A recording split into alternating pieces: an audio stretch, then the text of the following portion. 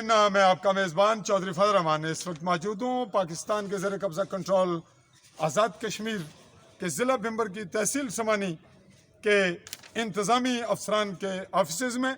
ये नाज़रीन जो बैक साइड पे आप देख रहे हैं, ये assistant commissioner sub divisional magistrate का ऑफिस रहा और बाद अज़ां ये नायब तहसीलदार के कंट्रोल में रहा, और इस वक्त शायद ये इंतज़ामिया का ही ज़ेर इस्तेमाल है, लेकिन इसकी जो असल इमारत है, कैमरामैन एक झलक आपको दिखाएगा, ये बिल्कुल साथ यहाँ शिफ्ट हो चुकी है।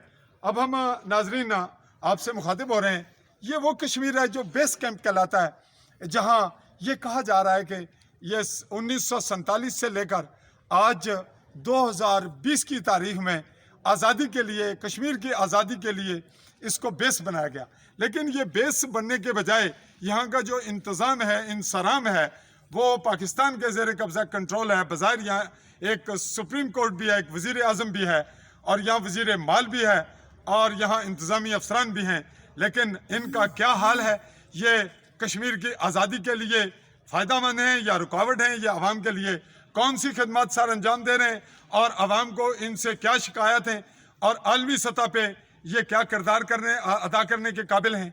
और यहाँ इस वक्त यहाँ मकामी आवाम जिसने कश्मीर की आज़ादी के लिए लड़ना है, जिनकी औलादों ने कश्मीर के लिए सोचना है, अपने मुस्तकबिल के लिए, तामीर व तरक्की के लिए, वो किस कदर तखरीब का शिकार हैं, किस कदर अजियत में मुब्तला हैं, ये आए रोज़ के वाक़यात हैं। एक वाक़या इस वक्त हमारे पास मौजूद है, एक साइल, एक मुतासरा पार्टी। हम इसी से पूछते हैं। हाँ जी, आपका नाम जी? परवेज़ अब्दुल गनी। परवेज़ वल्द अब्दुल गनी। आप कहाँ के रहने वाले हैं? पूना होड़ा कोटला जी। पूना होड़ा कोटला। होड़ा वही है जहाँ यहाँ के MLA और मिनिस्टर है चौधरी रशीद, वहीं के जी जी, उसके करीब है। करीब है। और चौधरी रज़ाक जो PTI के उम्मीदवार हैं इस वक्त, उनके साथ हैं आप? बिल्कुल करीबी करीब है। उनके रिश्तेदार भी हैं आप कहीं? रिश्तेदार है। अच्छा, ये बताएं आपका वाकया क्या है इस वक्त, जिस वाकये में आपने यहाँ मुझे बुलाया या मौजूद क्या है? है, ये इधर में नायब साहब के दफ्तर में बैठा हुआ था, तो उसने एक मोहम्मद इलियास वाल जलालुद्दीन ने मेरे पर हमला कर दिया। तो कैमरे की जानिब थ्रू रहे। मैंने दरख्वास्त दी है। ये जो इलियास वाल जलाल है, ये आपका रिश्ते में क्या लगता है? रिश्ते में चाचा है मेरा। आपका पोतरा चाचा। आप ये बताएं कि किस अफसर की मौजूदगी में ये वाकया हुआ? ये जो है ना AC साहिबा जो है ना, AC साहिबा मोहतरमा बेनिश जलाल साहिबा। बेनिश जलाल। नहीं, उनकी मौजूदगी में हुआ या उनके सामने हुआ? नहीं, उनकी मौजूदगी में, लेकिन सामने नहीं हुआ। तो फिर आपने क्या किया? दरख्वास्त दी है उनको। किसको? AC साहिबा को। तो AC साहिबा ने ये मार की? AC साहिबा ने मार ये की। नाजरीन, ये एप्लीकेशन दी इन्होंने, ये कैमरा आपको दिखा रहे हैं, यहाँ अहकामात आप देख रहे हैं, और ये इनके दस्तखत हैं। ये वाकया किस तारीख का है? 11 दिसंबर 2019 का। 11 दिसंबर 2019 के वाकये की एप्लीकेशन दी गई 12 को। फिर क्या हुआ जी? फिर जो है ना, उन्होंने बोला तहकीकात करो। तहकीकात करने के बाद उन्होंने जो है ना कुछ किसने तहकीकात की? किस अफसर ने? नायब साहब ने पहले। नायब तहसीलदार का नाम क्या था? राजा आरिफ साहब। राजा आरिफ साहब ट्रांसफर हो चुके हैं। उसके बाद उन्होंने क्या किया? उन्होंने जो है ना तहकीकात करने के बाद तहकीकात में ये उसका जुर्म साबित हुआ या उसने माना, या गवाह आपके पेश हुए? कौन कौन थे गवाह? गवाह इधर ऑफिस के आदमी थे। उन्होंने गवाही दी? कोई पूछा नहीं है उन्होंने गवाही दी या नहीं, मैं आपसे ये पूछ रहा हूँ।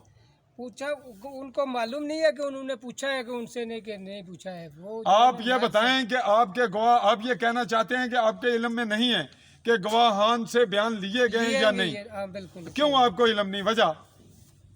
वो तहकीकात करने के बाद कुछ बोला नहीं मेरे को, वो जो है ना। अच्छा, फिर क्या हुआ उसके बाद? उसके बाद दरख्वास्त जो है ना तहसीलदार साहब के पास गई है, बाद में AC साहब के पास गई है, बाद में मदरसा। नहीं, वो AC साहब कौन? किस AC साहब के पास गई? बेनिश जलाल साहब के पास। तो फिर उसके बाद वो जब ट्रांसफर हो गई, फिर कहाँ गई? फिर जो है ना मुदस्सर के पास थी, तो कुछ कार्रवाई नहीं हुई। मुदस्सर कौन है?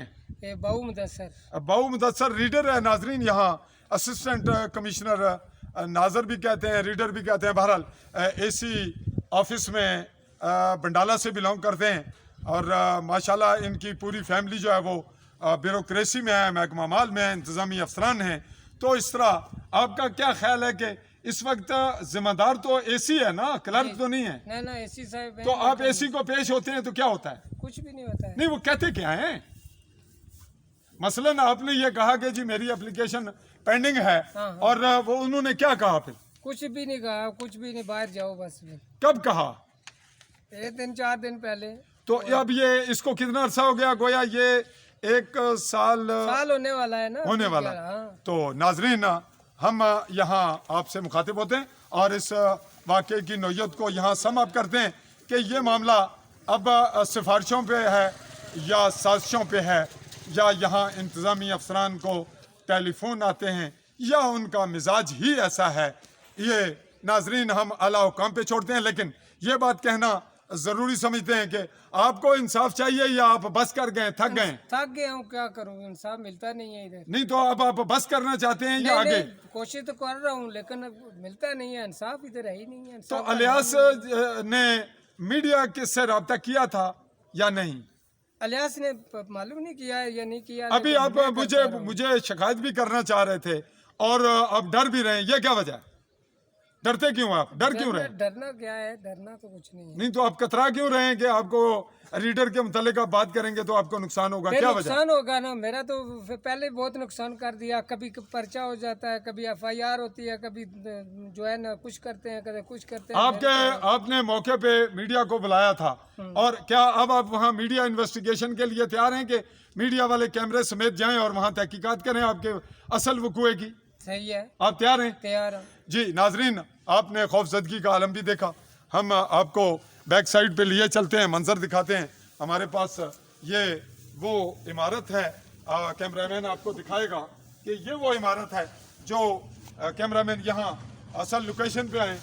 ये वो इमारत है जो लाखों या लगभग करोड़ों की ज़मीन और इमारत समेत यहाँ करोड़ों रुपए लगे, और ये इंसाफ देने के लिए, मामलात सुलझाने के लिए, लोगों के मसाइल हल करने के लिए तो है, कुछ हो भी रहे होंगे, लेकिन यहाँ मसाइल पैदा भी किए जाते हैं, और वो कैसे होते हैं ये AC पे डिपेंड नहीं होता, लेकिन जो नीचे वाला अमला है भारत, और वो जवाब दे तो AC को है।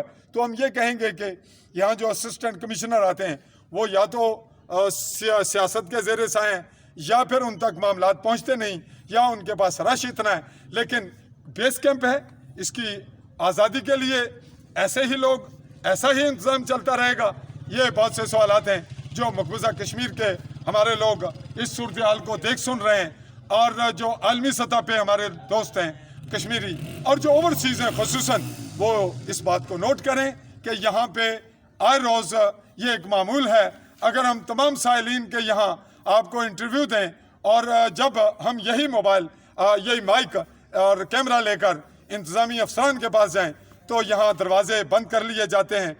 जो मीडिया का हक है कि वो इंफॉर्मेशन हासिल करे, हक़ाइक़ तक रसाई और दस्तावेज़ात तक, और जो सच्चाई है उसको इन्वेस्टिगेट करे, उसके लिए यहाँ कोई तैयार नहीं। हर हाकिम अपने आप को, हर अफसर एक किस्म का यूं नाउज़ बिल्ला, ये बात बड़ी मुश्किल है, दज्जाल बनाए बैठा है, और कोई किसी को सुनने के लिए तैयार नहीं।